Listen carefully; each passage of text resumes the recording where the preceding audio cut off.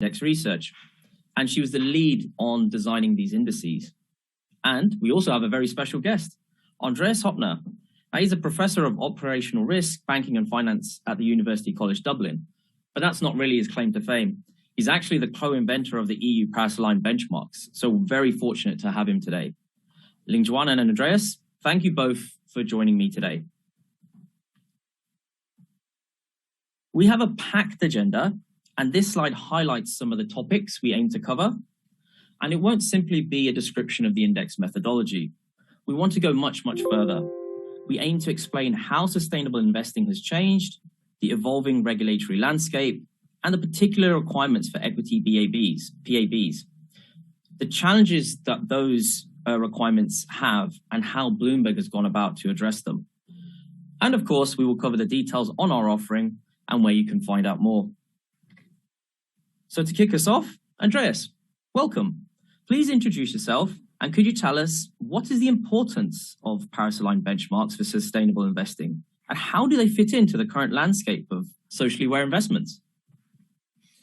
Yes, thank you very much for having me. Paris-aligned benchmarks are absolutely crucial for sustainable investing, certainly for everyone who is keen on climate change mitigation. As the name says, they directly link an investment strategy to the Paris Agreement, more specifically to the 1.5 degree target with no limited ocean. So it actually reduces greenhouse gas emissions 7% year on year until the point that we're close to net zero, and then the remaining emissions are neutralized. On a Paris-aligned benchmark, there is an initial reduction of 50%, which is more or less equivalent to what happens anyway if you were to exclude coal, oil, and most of gas, as well as inefficient electricity generation. And so essentially what we are having in terms of background or backdrop is we have a significant increase in inflows in ESG ETFs. There's a lot of demand for basically aligning your strategy in a low-cost way with environmental, social, and governance characteristics, in particular climate change. There is a significant tailwind for ESG overall, tailwind to the extent that even senior politicians that are maybe on a slightly different side politically start to publicly oppose it. So it is so important that virtually everyone cares, which is really credit to the concept of ESG. Now, of course, the concept of ESG is very multifaceted. And today we're particularly talking about one item, which is climate change mitigation, that is close to all of our hearts if we're trying to actually limit global warming to 1.5 degree or not more beyond it. And then we have, and this is very much new, so Paris-aligned benchmarks and climate transition benchmarks in themselves grew into the tens of billions of dollars in ETFs alone. Now, Article 9.3 of the Sustainable Finance Disclosure Regulation, which is very much an upcoming regulation for disclosing and de facto classifying sustainable finance or responsible investment funds. So Article 9.3 requires anyone who wants to disclose as a top-tier decarbonization fund to actually use Paris-aligned benchmarks. And that's absolutely fantastic. That means that I would expect that Paris-aligned benchmarks will have hundreds of billions, probably trillions, actually using them as reference benchmarks and or directly investing in them. So that leads us to a very fortunate situation where originally we had the Paris Agreement, then the EU made a high-level expert group, which is quite similar to the TCFD in an international frame. The EU followed up with a technical expert group on that high-level expert group to actually define the details. How do you really do it? How do you invest in a Paris-aligned way? I was fortunate to be appointed to that very group, and that then allowed us to actually develop Paris-aligned benchmarks aligning with the 1.5 degree target, reducing 50% and then 7% year on year onwards, and several other aspects that are also important to prevent greenwashing and to make sure that we're fully aligned. In December 2020, the Delegated Act started, so the first indexes were launched and have a quite decent track record already by now. And then Bloomberg's Paris-aligned indexes were launched in March 2022. And of course, very much looking forward to the track records here too. Oh, that's excellent, Andreas. I mean, I think it really sets the scene in terms of this is not really a flash in the pan anymore. Climate investing is going to be a really important part of our future, and it's great to see that how the evolution has been over time. So, given that brings us up to date, what are the requirements and what's the specific considerations when it comes to equity indices? That's an excellent question, Jas. So what do we have here? We have the reference scenario, which is 1.5 degree with no limited overshoot. That is the most stringent scenario as defined by the IPCC. So that is cutting edge. The next one is the baseline reduction in greenhouse gas intensity. That has to be 50% lower than the investable universe, if you want so. So the actual personalized benchmark is better than the universe. But however, classic low carbon indices were better than the universe, but they're not necessarily better than they were themselves last year. The personalized benchmark is different. It's absolutely sustainable. It is always better than it were itself last year. So there's a 7% self-decarbonization year on year. Then further on, we have an equity allocation constraint to prevent greenwashing in the sense that all money goes from just heavy assets into light assets. So the total proportion of heavy assets in a personalized benchmark need to be equivalent to the universe. Likewise, the total proportion of light assets need to be equivalent, but in particular, the heavy assets need to be equivalent. Then we have the need to obviously estimate greenhouse gas emissions because most companies don't even report them accurately enough. That has to be done under precautionary principle. That means if in doubt, err on the side of the planet, not on the side of a company. Bloomberg has a beautiful white paper from November 2021, how to do this with the precautionary principle. This then sets the scene for Scope 3 integration. Scope 3 of energy and mining is included since December 2020. Scope 3 of all other heavy industries comes in December 2022. And then Scope 3 of everybody, including financials, comes in December 2024. Then we have further exclusions, as explained, various general exclusions, as well as coal, oil, gas, and inefficient electricity generation. And we also aim to actually reward companies if then, and unfortunately that's not many companies doing that right now, if then they actually accurately disclose Scope 1, 2, and 3 emissions and they reduce these emissions 7% on average for consecutive 3 years. Brilliant. I think what you've highlighted there, and I think was valuable for the audience to understand, is there are key new additions in terms of the features that these indices have that your typical carbon reduction or sustainability indices don't, and how important they are as a part of the feature set required as the minimum requirements for these indices. I think it's the good point to turn to Lingjuan. Now, Lingjuan, you've led the research into the development of these indices. Perhaps you can talk a bit more to the research, the challenges, and how you address them. Yeah, thank you. Thank you, Jess. Please allow me to start with carbon emissions. So carbon emissions is probably the most fundamental and widely used metric to measure exposures to climate-related risk and demonstrate portfolio's decarbonization trajectory. However, at the present, only a fraction of the companies report such metric via voluntary channels. We use a combination of reported and estimated emissions to measure portfolio's net zero alignment.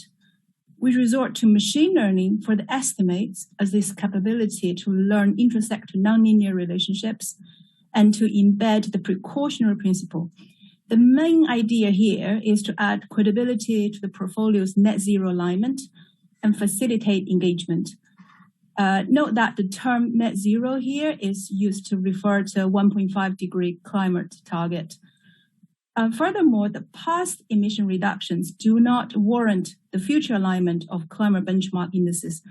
We therefore use a science-based company target that encompasses forward-looking information.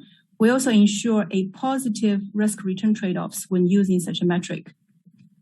Additionally, the regulation around EU taxonomy do no significant harm is quite complex.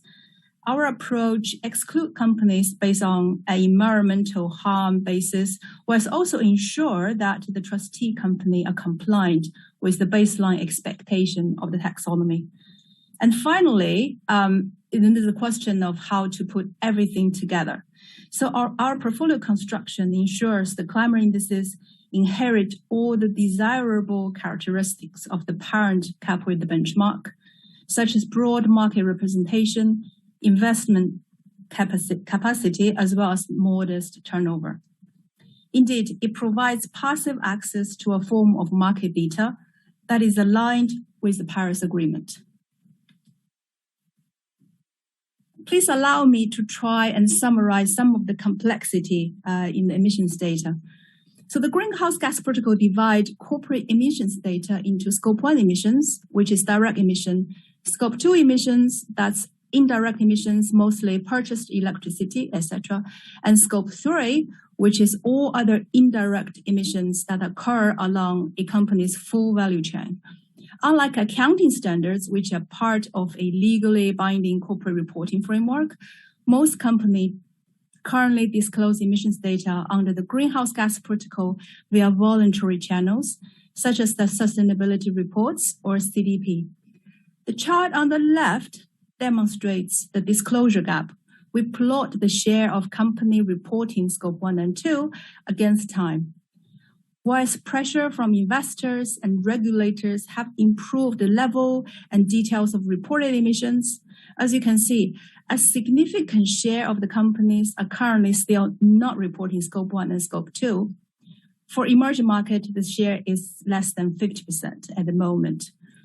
And in addition, as the complexity of carbon accounting increased from Scope 1 to Scope 2 and 3, the consistency of emissions data decreases. We also see heterogeneity and incompleteness in the reporting of the 15 categories of Scope 3. So in summary, whilst the direction of travel is clear in the interim, it is recognized that estimates can be used to demonstrate a portfolio's net zero alignment. Machine learning provides a holistic approach for applying the precautionary principle to emission estimates.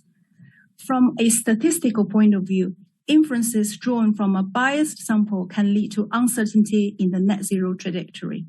So as a first step, we apply precautionary principle to the reported emissions. So for example, we only capture values that represents at least 80% of the company's operational profile. We also validate any accounting anomalies, any suspected underreporting. Rather than point estimates, which is a form of best guess, machine learning technique propagates a distribution of emissions, resulting in a range of outcomes. Under the precautionary principle, we choose a conservative outcome. Borrowing the idea from earnings surprises, a negative surprise occurs when the company reports emissions that are drastically higher than the previous estimates. So precautionary principle, therefore, adds credibility to the net zero trajectory by preventing this type of negative surprises. Furthermore, precautionary principle encourages self-disclosure as the initial estimates are closer or higher than the company's not yet disclosed true emissions. So let's take a closer look at the greenhouse gas emissions model. This model is developed by our sister enterprise quant team. The input data of the model draw not only from the ESG data, but also from the general industry-specific financial data, as well as segment data. In total, the model considers a few hundred features, which dwarfs any traditional linear model. During the research process, various machine learning techniques, such as gradient-boosted decision trees, normalizing flows, and pattern dropout, are used to produce distributional estimates. Basically, this kind of techniques improves the model robustness and prevent overfitting. The chart on the top right displays the distributional estimates. From this distribution, one can derive the expected value or a number that bounds the estimates. More specifically, in our case, we choose the 75th percentile.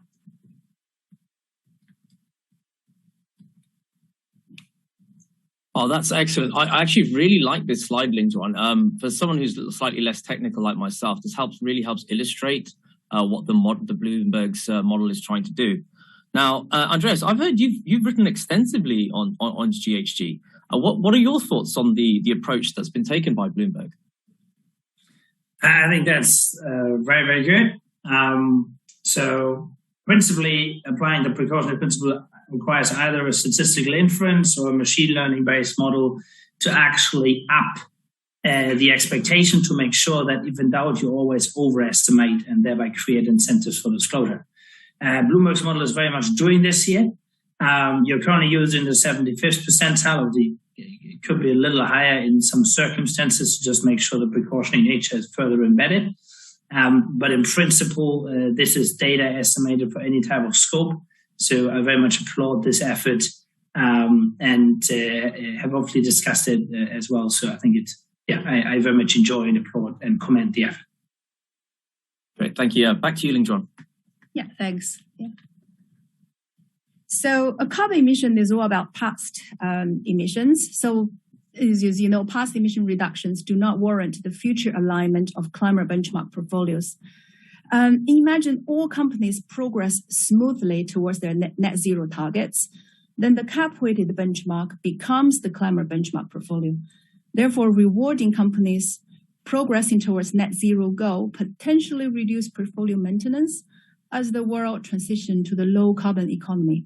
And further, it adds credibility to the decarbonization trajectory of the climate benchmark portfolios. However, in reality, without standards and verification, corporate net zero targets can lack real ambition and may not be followed through in practice.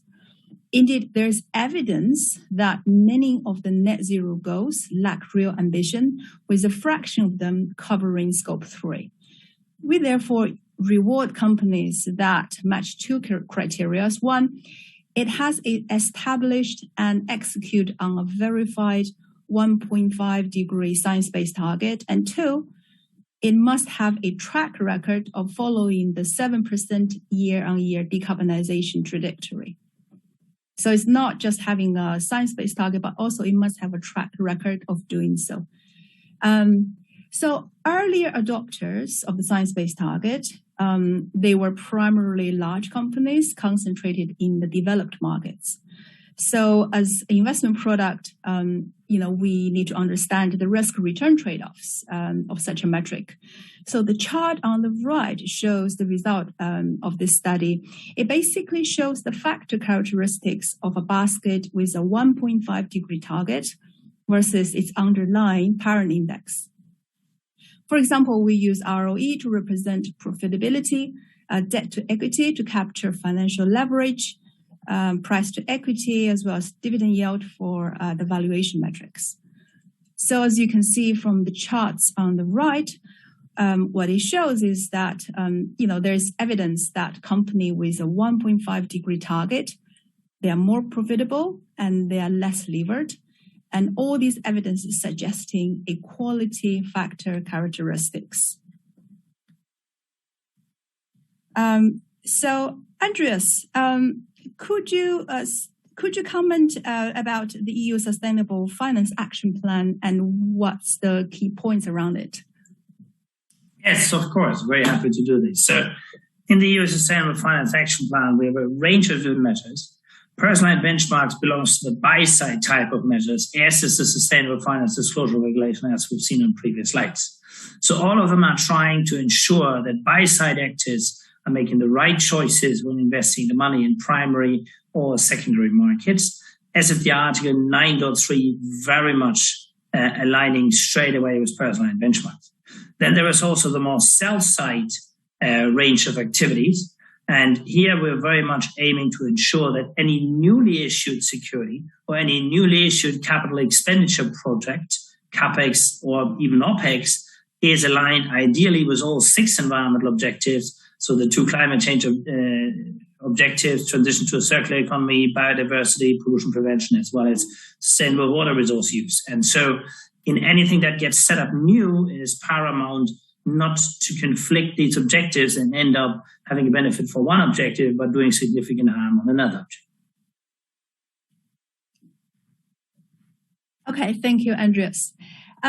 So also our colleagues in sustainable finance, they write extensively about EU taxonomy as well. So in our case, the full reporting of the EU taxonomy is yet to start. So we think a good approach for now, it could be to exclude companies on the basis of environmental harm and environmental controversies, whilst also to ensure that investee companies are compliant with the baseline expectation of the taxonomy. So just a bit on the Bloomberg do no significant harm level 1 data. It basically evaluates the general company level criteria to the specific environmental objectives. It provides an estimated pass rate of do no significant harm applied across the 6 environmental objectives, as you can see on the left, using a combination of a company's qualitative and quantitative metrics. And these measures basically use public information and, to the extent possible, match the requirements of the taxonomy regulation. So the do no significant harm level 1 final score represents the percentage of the underlying tests passed. Basically, if it's 100, then that's the best score, and that indicates all tests mapped by Bloomberg to specific data fields, they are passed. So the chart below shows the need to simultaneously incorporating all environmental objectives into the index. As you can see from the chart on the left, the parent index, which is the Bloomberg Developed Market Index, it scores more favorably on all 6 environmental objectives than a PAB that only implemented environmental controversies. Whilst achieving carbon reduction objectives, PAB indices should also ensure it compliant with other environmental objectives such as good water and waste biodiversity management, for example. So in our case, we use portfolio optimization to satisfy multiple environmental objectives. As you can see from the chart on the right, the Bloomberg PAB ensures do no significant harm score to each environmental objectives is at least higher than the parent index. So finally, how to put all of the data together as an investment product. So the cap-weighted benchmark, considering a cap-weighted benchmark, and there's nothing wrong with cap-weighted benchmark, it exhibits many desirable characteristics. It has a broad market representation, high investment capacity, and has the lowest turnover. However, at the present, the cap-weighted benchmark aligns with a 3-degree warming scenario and is not aligned with the Paris Agreement. And imagine all companies are progressing towards net zero goal, then the climate benchmark index coincides with the cap-weighted benchmark. On the other hand, if only some companies are making progress, then the portfolio construction should allow cap-weighted benchmark to make appropriate adjustments, simultaneously considering investment objectives and climate considerations such as temperature alignment. So this is essentially what we do. Our portfolio optimization formula minimizes a mathematical proxy of turnover and tracking error. We further control risk factors such as industry and country factors through constraints. Together, such optimization forms a parsimonious way to control tracking error without the explicit use of a full risk model. So as you can see from the bottom left chart, it shows the tracking error across all developed markets since 2015. On average, it's about 2% per annum for PAB. Tracking error is higher for regions where oil and gas sectors are larger. Of course, tracking error can vary as we tighten or loosen the industry or regional constraints. For example, for a sector-neutral climate transition benchmark, which includes all sectors, the tracking error is about 1% per annum, at least for now. The chart on the right, it shows turnover in various developed markets. Our index exhibits a turnover higher than cap-weighted benchmark, but modest enough to trade. So indeed, these indices provide passive access to a form of market beta that is aligned with the Paris Agreement.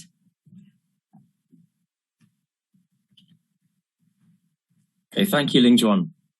Now, just as a summary of what we've covered so far, we've discussed the regulation, the requirements for equity Paris-aligned benchmarks, how Bloomberg is addressing the particular complexities around these indices and is leveraging technology and data, but underpinning it all is a very rigorous design. Now, what I'd like to talk about more is about the offering. In March, we launched several indices, and the purpose of these was to showcase the quality and the robustness of our methodology. In addition to engaging with members of the technical expert group to help design the fundamental features of the indices, we also engage with clients to understand their needs, so our index platform can offer flexible parameters for off-the-shelf customization. So while you can see on screen a handful of indices for various countries and regions, we have a framework supporting all of this. And what it allows us to do is not only create Paris-aligned benchmarks of your core market cap weighted benchmarks, we can actually provide coverage across any index available within reason from the Bloomberg platform. In addition to that, the security coverage is for both large and mid caps, and it covers both developed and emerging markets. What we can really, though, do is offer a range of flexible optimization parameters. What we did was consider exactly what the requirements may be for different types of client, rather than just have one trick for that should fit everyone. And then everyone come to us and ask for customization, which takes a long period of time to deliver. So off the shelf, essentially what we can do is turn on or off some of the more enhanced features, change some of the barriers, add in additional constraints, whether it be for country, sector, or region neutrality. Perhaps you need to have a certain degree of issuer camping. That's all available off the shelf, and we can build indices for you in a very short period of time. Furthermore, while this presentation has primarily focused on Paris-aligned benchmarks, we can adapt this same framework for climate transition benchmarks as well. Now, of course, who would we be if we don't offer full customization? And we do offer that as required by our clients' needs likely to be. And typically we have seen when it comes to the climate transition benchmarks, some clients are interested to have their own custom exclusion lists. And that is something we can also incorporate for you. But that's only half the story. The key thing about it is that we have proprietary GHG and do no significant harm data that underpins our indices. All of this is available on the terminal. As a company, we firmly believe more than ever that it's a greater need for transparency around both ESG data and climate data. So it's made available on the terminal for all our users using the function ESG. You can look up any security, equity security you're interested in, and the relevant screens shown provide details not only of our climate data, third-party data, EU taxonomy data. But not only that, in addition, you can have access to reports, the underlying methodologies, and you can drill down the data where applicable. And lastly, being Bloomberg, integration is across all our services, obviously being the Bloomberg terminal.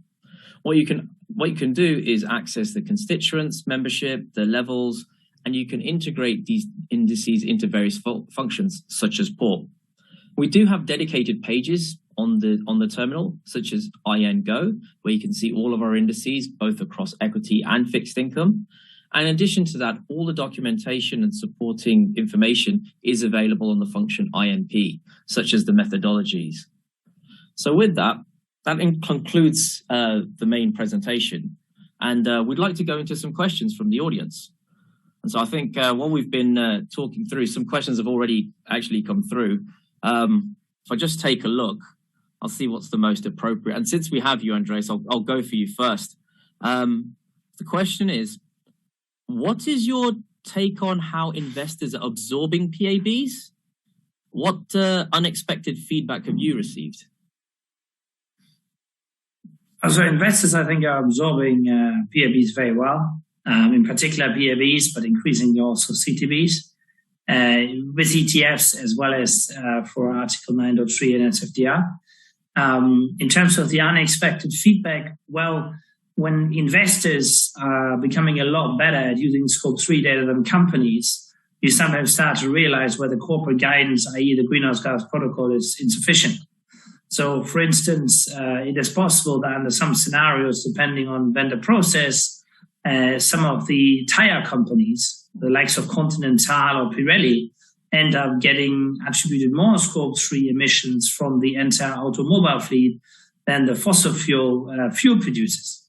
Reason for that is there's more fuel companies than tire companies, but tire companies shouldn't actually have full complicity. So there's been the one or the other quite interesting quirk, if you want, so in terms of method on Scope 3. That's, I think, a very positive aspect. It just means that now finally Scope 3 data is getting professional and serious, and investors are doing it regardless of companies officially reporting or not. We're not waiting for the ages of corporate reporting excuses. And so in principle, I think everything is going very well. In fact, much better than we expected when we developed Paris-aligned benchmarks. But of course, here and there is a slight intellectual challenge there. Thank you. I think this question does relate in given the mention of these Scope 3 data. So we mentioned the inclusion of precautionary principle. And the question is, it said it's a key differentiation feature of Bloomberg's PAB. So I guess one for you, Lingjuan. How does the precautionary principle affect our indices? So the machine learning model produces a range of estimates, and we choose a conservative point on the distributional estimates. Such overestimation prevents negative surprises. So basically, we embed the precautionary principle in the machine learning model. So applying precautionary principle prevents negative surprises. It adds credibility to the portfolio's net zero alignment. And at the same time, it encourages companies disclose their greenhouse gas emissions. Right, thanks. And then we have, this could be for either one of you, but perhaps Lingjuan, you can go first. What do you see as the next set of enhancements from a data perspective to implement within PAB methodologies? Yeah, sure. So at the moment, based on the regulation, we've included Scope 3 for oil and gas and minings. So the next step would be phasing in Scope 3 as per regulation. I think my view is that I think the timing works out quite well because considering a few years ago, the reporting of carbon emissions are not quite there.